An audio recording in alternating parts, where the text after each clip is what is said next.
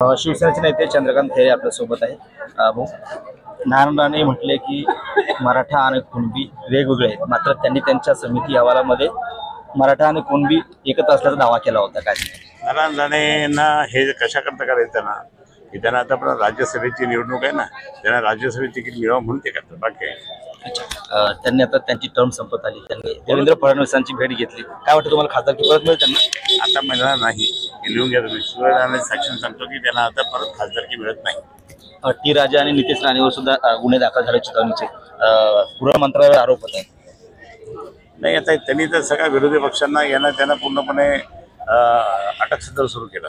आता अटकसत्र सुरू केल्यामुळे त्या ठिकाणी बरेच लोक त्या ठिकाणी त्यांच्यावर सुद्धा म्हणजे बदला होणार, आणि म्हणून त्यांना फक्त त्यांचाच पक्ष एकटा पाहिजे।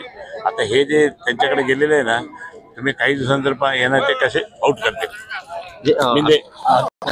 तर हे होते चंद्रकांत खैरे। कॅमेरामन निलेश देशमुखसह गणेश सोळंकी, TVN मराठी, राजकोट।